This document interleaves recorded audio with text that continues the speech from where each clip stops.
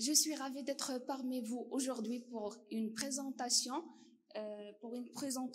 afin de vous exposer une présentation sous le thème de la validation technique au sein du laboratoire d'hématologie.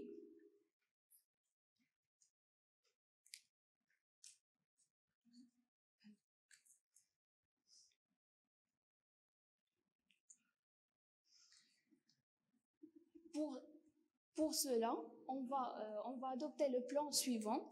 Après une brève introduction, on passe à la phase préanalytique et la phase analytique et on conclut.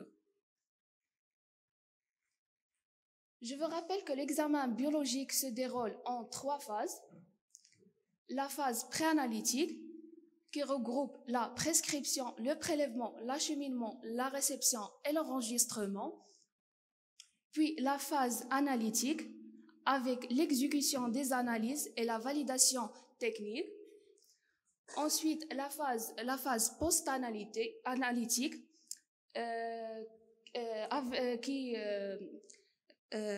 qui comprend la validation biologique, compte rendu et l'archivage des résultats. Pour la phase préanalytique, elle couvre toutes les étapes depuis la prescription jusqu'à l'analyse. Elle comporte 2 étapes de la phase préanalytique, étape externe au laboratoire et étape interne au laboratoire. Pour la phase analytique, ces séries d'étapes permettant l'obtention d'un résultat lors d'analyse de l'échantillon. Et enfin, la phase post-analytique comporte la validation, l'interprétation, la communication et le rendu des résultats au médecin prescripteur. Elle est à souligner l'importance de la phase préanalytique qui est source de 70% des résultats erronés. Toute défaillance de cette phase aura des répercussions sur la phase analytique et post-analytique. Le garant principal de la fiabilité des résultats en hématologie biologique, sa maîtrise est la responsabilité des biologistes. Maintenant, on passe à la phase préanalytique. Il y a la phase préanalytique externe au laboratoire, qui est assurée par le prescripteur et le préleveur. La fiche de prescription, elle était indispensable. Elle doit être complète et comporter les renseignements cliniques et thérapeutiques du malade. On y retrouve différentes informations concernant le malade, le nom, le prénom, date de naissance, le sexe et le renseignement clinique et thérapeutique. Le prescripteur, elle est important de le notifier et le contacter pour un complément d'information ou pour le transmettre les résultats qui sont urgents. Il est important de préciser la date et l'heure du prélèvement et le type de prélèvement. Et aussi de demander les analyses.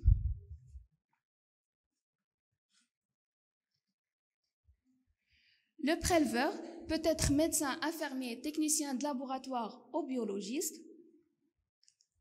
Et pour le prélèvement, la préparation du matériel et choisir les supports adaptés. Et l'acte sera réalisé selon des protocoles, vérification de l'identité du patient, l'interrogatoire du patient, à la recherche de notions du genre et respect des règles d'hygiène, par exemple l'aseptisation de la zone et de sécurité pour éviter les AES, respecte les règles d'exécution, par exemple lors d'un prélèvement sanguin. Elle a un ordre de tubes à respecter. Le tube citrate de sodium, elle est toujours après des tubes d'hémoculture ou un tube de perche. Et enfin, l'identification des tubes, elle est toujours après que le prélèvement a été fait et à la présence du patient. Et dernière étape de la phase préanalytique externe au laboratoire, c'est l'acheminement. Délai d'acheminement le plus rapidement possible au laboratoire, dans les 16 heures après prélèvement pour cétologie et sans dépasser 4 heures pour l'hémostase. Et la température, recommandée en général de transport de tubes entre 18 et 25 degrés. Et pour la phase préanalytique interne au laboratoire, elle comporte 3 étapes. La première étape, c'est la réception et triage des prélèvements, dans laquelle on va vérifier la conformité des prélèvements et la cohérence entre la prescription et les prélèvements. La deuxième étape, c'est l'enregistrement des demandes d'examen. La troisième étape et la dernière, c'est le pré-traitement des échantillons biologiques, s'il est nécessaire. La centrifugation, avec le respect des paramètres de centrifugation, le temps, la vitesse, la température et l'alécotage. Je vais vous donner un exemple de non-conformité des prélèvements à la réception, l'absence des tubes ou l'identification, volume insuffisant, discordance d'identité, prescription et tube, délai d'acheminement supérieur à 4 heures pour l'hémostase, tube non adapté aux analyses demandées, par exemple tube ETTA pour l'hémostase, prélèvement coagulé ou prélèvement hémolysé. À présent, on passe à la phase analytique. Cette dernière est série d'étapes nécessaires à la réalisation des analyses permettant de rendre un résultat juste et fiable. Elle comporte la validation technique qui consiste en une vérification de la conformité des conditions d'exécution et tient compte des résultats de contrôle de qualité. Cette dernière, elle est basée sur 3 paramètres. Le technicien, qui doit être bien formé, habile et compétent. Le tomate, bien maintenu, calibré, et passage des contrôles de qualité avant chaque série d'analyses. Le réactif doit être bien conservé et vérifier la date de péremption est bien reconstitué.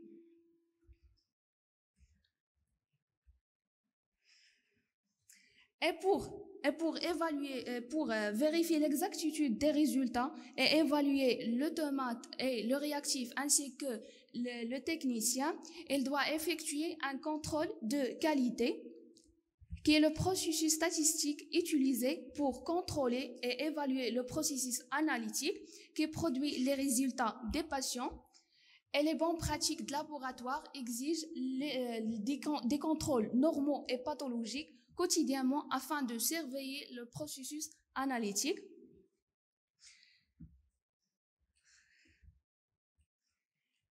Et pour évaluer une série par rapport au reste des mesures, elle est plus facile d'avoir une graphique qui compte l'historique des mesures selon un ordre chronologique par rapport à un ordre chronologique selon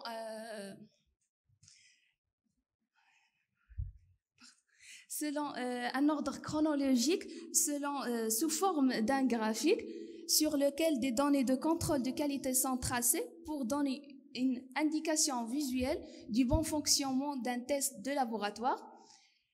Et pour construire le tableau de Levy-Jeannine, on utilise la moyenne ainsi que les intervalles, plus ou moins une déviation standard, plus ou moins 2 déviations standards, plus ou moins 3 déviations standards. Après avoir tracé le tableau de Levy-Jeannine et défini les seuils d'avertissement et d'alarme, il faut évaluer vos résultats à l'aide des principales règles de Westgard, qu'il s'agit des règles utilisées individuellement ou en combinaison afin d'évaluer la qualité de séries analytiques.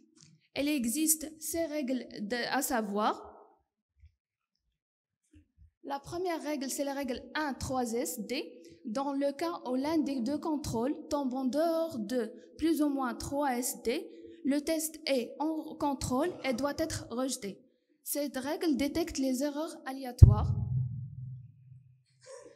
La deuxième règle, la règle 1,2SD, quand un seul des deux résultats de contrôle tombe en dehors de plus ou moins 2 SD, mais dans plus ou moins 3 SD, cela est considéré comme une règle d'avertissement. Elle ne consiste pas de rejeter le test, mais le technicien est averti. Mais le technicien devrait alerter et rechercher les problèmes potentiels.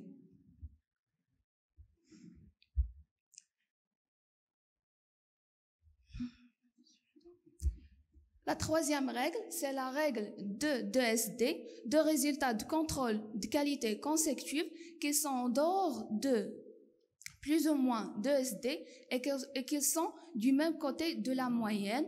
Alors c'est une erreur systématique et elle doit être rejetée. La règle delta 4S, cette règle s'applique quand un contrôle qu'on a un contrôle et à la moins 2 SD et l'autre elle est supérieur à plus 2 SD. L'intervalle entre les deux est plus grand que 4 SD. Ceci indique une erreur aléatoire et le test devrait être rejeté.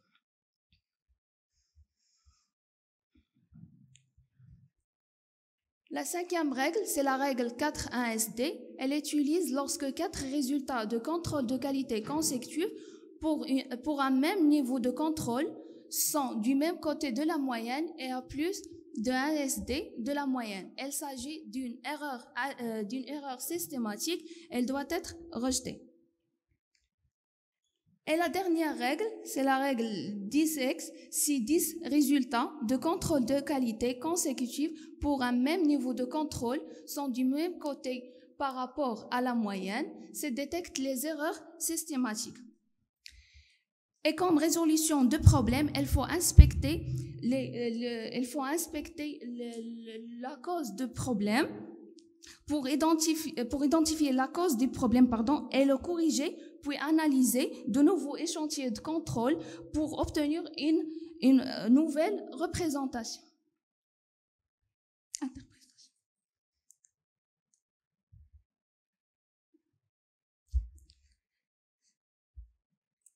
Après avoir validé les contrôles de qualité, il faut impérativement surveiller la cinétique des résultats du bilan. Si le moindre doute subsiste, par exemple succession de plusieurs résultats augmentés ou diminués, il est nécessaire de chercher l'origine de cette succession. Par exemple, revérifier la phase préanalytique, remplissage, l'heure de prélèvement, présence de cailloux, l'hémolyse, l'ectérique ou l'épidémie. Revérifier les réactifs, la stabilité, la date de péremption, le stockage des réactifs, le temps de conservation.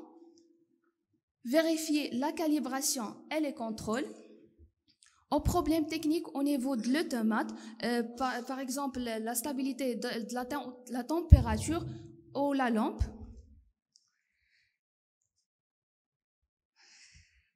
En conclusion, pour le laboratoire, ce n'est pas un tube, mais aussi derrière, c'est un patient. Et c'est avant tout un travail d'équipe, prescripteur, préleveur, technicien de laboratoire et du biologiste, afin d'avoir des résultats fiables détectant une prise en charge correcte du patient. Et merci de votre attention. Donc, merci mademoiselle Fatama Zahra Goral pour donc la présentation. C'est une très bonne présentation, très riche. Vous avez donc évoqué les différents problèmes rencontrés donc lors de la validation technique pour donc dans un laboratoire. Et on va laisser les questions. D'accord. Est-ce que vous avez donc des questions? Bonjour. Bon, une petite remarque. Donc, je vois que vous avez consacré la... Bon, tout d'abord, merci pour votre présentation qui était excellente. Merci. Mais je vois que vous avez consacré que, d'après le titre, il y a validation technique. Pour moi, vous avez consacré votre présentation sur préanalytique. Et je vois que pour les règles que vous avez demandées, en général, on le fait pour la biochimie. Alors, GP pour le prélèvement que vous avez parlé tout à l'heure, le prélèvement que vous avez dit qui doit être fait par une infirmière ou infirmier ou médecin. Mais moi, pour le technicien, n'a pas le droit de prélever parce qu'il n'est pas couvert légalement. Et le biologiste, il peut faire le prélèvement, sauf si les médecins. Donc, parce que notre cursus qu'on a fait passer, notre formation, on n'a pas appris de faire le prélèvement comme technicien de laboratoire. Bon. Et pour la validation technique, moi je vois qu'il faut, bon, à mon avis, que vous devrez faire comment on fait la numération, comment on va valider techniquement. Donc, il y a faut voir s'il y a le contrôle qui est bien passé, s'il y a un problème de contrôle, haut et bas ou bien normal, et s'il y a des alarmes sur la numération pour passer l'alarme. Donc, ça entre dans la validation technique. Après que le biologiste va valider biologiquement. C'est le technicien qui doit faire ça pour contrôle. Donc, à part ça, donc c'est ça les remarques que je peux retirer. Et merci une autre fois pour votre présentation.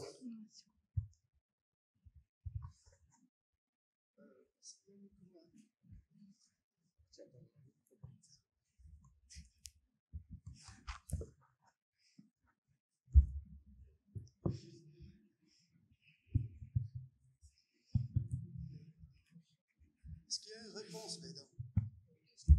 Une réponse? Alors, salam alaikum. Merci beaucoup, donc, mademoiselle, de cet exposé qui est très clair.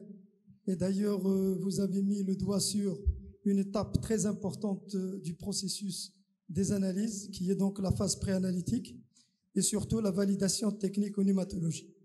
Et là, donc, vous avez parlé des 3 phases, oui, et vous avez évoqué que cette phase peut aller jusqu'à 70% d'erreurs. Je peux dire aussi qu'il peut aller jusqu'à 80-83 selon les études faites même à l'échelon international.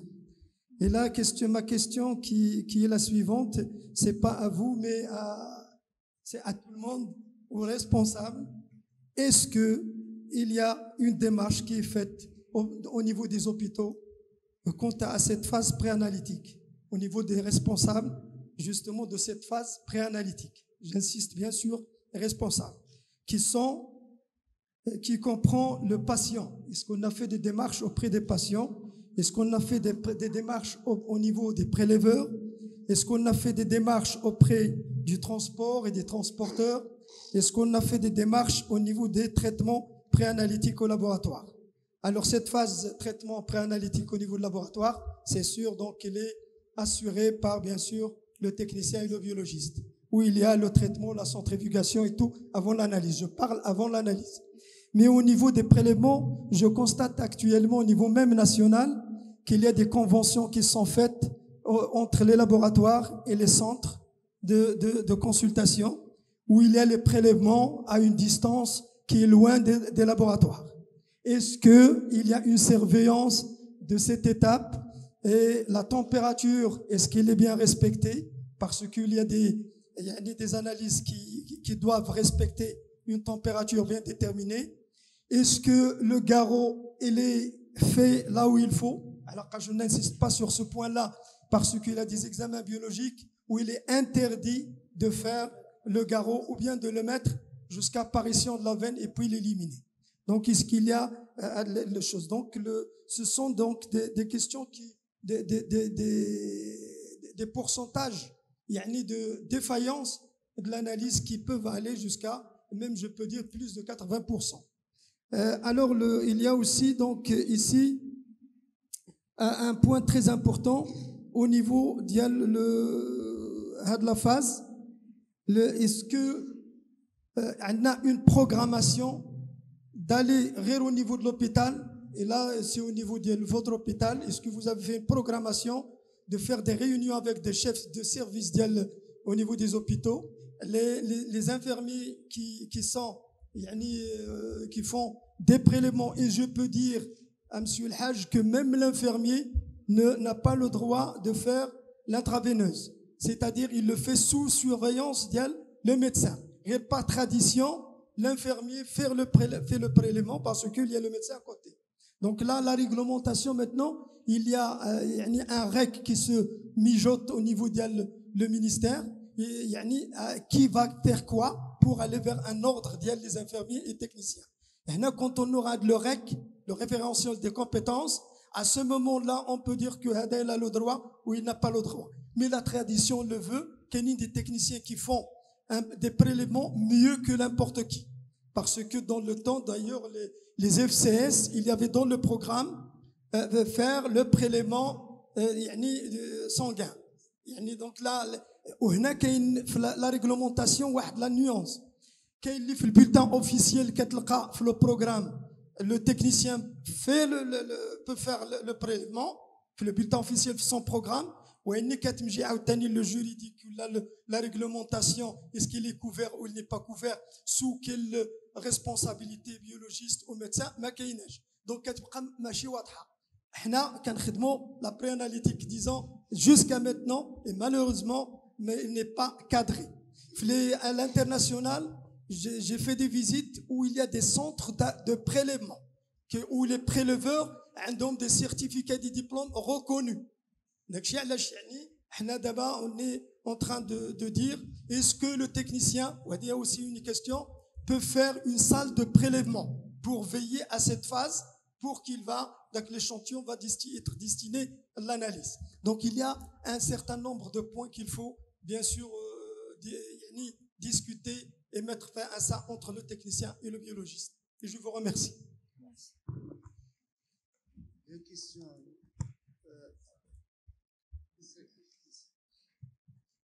Bonjour. Merci beaucoup, Madame Fatima Agourer, pour cette présentation qui était synthétique. Vous avez essayé de survoler le parcours d'un test qui est très important, qui est l'hémogramme. Et tu as insisté sur la phase pré-analytique. Et nous, dans le terrain, on voit que la majorité des erreurs viennent de cette phase, surtout pour les plaquettes. Pour le contrôle qualité, vous avez mentionné les bases des études statistiques qu'on utilise pour le contrôle qualité. Le contrôle qualité, ce sont des statistiques pour contrôler le système analytique composé par l'automate et les réactifs. Et la phase pré-analytique, on la contrôle avec, il n'y a pas de statistiques, mais c'est visuel. On voit est-ce qu'il y a des micro-cailloux, des cailloux, la quantité et tout ça. Moi, je veux ajouter pour le contrôle qualité, pour les gens qui ont des grandes séries, c'est qu'il y a une périodicité. Il ne faut pas dépasser 8 heures parce que le système analytique, il est en perpétuelle évolution. Si vous travaillez avec un automate 24/24, il faut à chaque 8 heures, il faut refaire le contrôle. Merci beaucoup. Il y a des questions, des interventions, des remarques, des retours d'expérience. Donc je réponds si vous voulez, si Oustad Chakour n'a pas de... Fatima. Donc je réponds à la place de Fatima pour la question d'El Hajj. Donc là, c'était la phase validation technique sur le processus analytique, qui sont biochimie, hémato-hémostase, parce que ça, c'est le tronc commun de tout processus analytique, qui sont biochimie, immuno, même anapath. Bon, l'anapath, c'est un peu spécial. Mais en cytologie, c'est tout ce qui est en post-analytique qui prend un peu de particularité. Mais le reste, il faut toujours avoir des cours d'étalonnage, tout ça. Alors, pour faciliter la tâche, parce que vous avez vu le reste de Génine, c'est compliqué, c'est des statistiques. Heureusement, alhamdoulilah, maintenant, il y a des logiciels, des applications, ils vous font tout. Il suffit juste de les ouvrir et de les vérifier. Parce que le moment où vous instaurez votre automate nouveau, le technicien et le qualiticien avec le métrologiste de la boîte qui vous ont vendu l'automate, il est censé, par le contrat, il est censé de vous programmer ces contrôles routiniers journaliers. Avec une cadence, maintenant c'est plus 8 heures, c'est plus 4 heures. C'est-à-dire vous passez votre série, à 4 heures, vous arrêtez, vous repassez vos contrôles, vous continuez. Bon, en général, donc ça fait... Et même parfois des gens, avec s'ils sont généreux, ils font un contrôle de qualité en fin de série. Donc c'est-à-dire 3. Mais vu que c'est cher, donc si les gens arrivent le matin, ils font leur contrôle, c'est bon. Allez. Mais normalement, 8 heures vers midi et vers 16 heures. Donc là, c'est la partie commune. Après, la biochimie, il a d'autres particularités dans tout ce qui est erreurs systématiques aléatoires, tout ça. Mais si vous maîtrisez bien le logiciel, il va vous guider. Donc ne vous cassez pas la tête avec les calculs. Donc déjà, quand vous voyez du rouge, ça va pas. Quand vous voyez des verts, ça va. Il y a même des automates qui vont mettre du jaune, bhal feu rouge. Donc attention. Parfois, il suffit juste de rincer l'automate. Repasser, réchauffer à température ambiante les réactifs. Parce qu'en général, technicien qui dit sabah zerban, je vais reconstituer. Il y a encore à 4 degrés. Alors, il y a des molécules qui sont 22, 25 degrés qui يتحركوا. Donc 20 minutes, 30 minutes, شويه لو طول يمشي التكنيسي يشرب قهوه ديالو يهضر مع صاحبه هذا يشوف الواتساب ديالو بشويه عليه. Donc il faut créer واحد الكليما il faut prendre ça des choses simples ماشي ما يخلعوكمش comme ça les courbes les y les x tout ça maintenant tout automatisé. Donc la phase préanalytique, normalement, actuellement, quand le prélèvement est fait dans le laboratoire de l'hôpital ou bien de privé, normalement, tout doit se passer comme il le faut. Hein? Un bon prélève. Donc, je rejoins l'intervention de l'Hajj. كنا فرنسا مع الأستاذ سي شاكور etc. Il y avait un certificat de prélèvement. في لي سبيد في لي هما عندهم BTS qui خرج avec certificat ce monsieur infirmier préleveur صلاح النبي en plus ماشي prélèvement sanguin بوحدو كنبقاو نهضروا حنا على السانغ non prélèvement de moelle مثلا il est délégué c'est le biologiste qui fait le prélèvement de moelle mais on oublie les prélèvements microbiologiques c'est le technicien de laboratoire qui le fait urétral vaginal etc. prélèvement cutané leishmaniose donc il y a beaucoup de prélèvements et on essaie la structure ديالنا de donner ce qu'on appelle une habilitation hein une qualification bon العسكري كابران باش يطلع كابران شاف خصو يدير واحد الكادوسي واحد بتي ستاج bon préleveur انا عندي الناس اللي عسكري simple de 6 mois maintenant il fait très bien les prélèvements sanguins les prélèvements veineux tout ça sous bien sûr c'est certifié parce qu'il a après il fait donc le technicien il fait parfois des prélèvements centre d'auto-infusion hein? Donc كيجي شي واحد يعطي الدم il faut qu'il le prélève pour les sérologies virales etc. Donc je pense que l'ISPIT doit faire une procédure de validation de certification de ce prélèveur. Là, avec l'Oustad Chakour et les autres militaires, on n'a pas arrêté de parler de préanalytique au sein des internes, des résidents, des techniciens. Les scientifiques, on parle, on dit ce qu'il faut. Maintenant, il faut que le ministère, et parfois même si je thèse, on le met site du ministère. Bon, je ne veux pas entrer dans les critiques, mais il faut qu'on écoute ou je sais les gens qui décident pour qu'ils sortent des textes réglementaires. Mais le travail scientifique, il est fait. Vous voyez là, il suffit d'appliquer راه ماشي شي حاجه صعيبه برياناليتيك كتخلعنا et on peut réduire les 70 راه بقات غير عندنا فرنسا ils sont passés à 7 ou 10 d'abord parce que c'est juridique une erreur de prélèvement ou difficile chez un enfant parfois il y a même l'intervention d'un anesthésiste un enfant petit nouveau-né quelqu'un donc le prélèvement n'est pas donné uniquement la propriété de l'infirmier le technicien في des situations X. Donc il suffit de mettre des textes de loi précisés. Le médecin biologiste le pharmacien, pourquoi pas? France, c'est héritage قديم. Le pharmacien, mais les pharmaciens hospitaliers, ما بقاش pharmacien officine. Donc il peut faire un prélèvement, pourquoi pas? Il faut enlever les barrières. Bon, je vous remercie Fatim Zahra.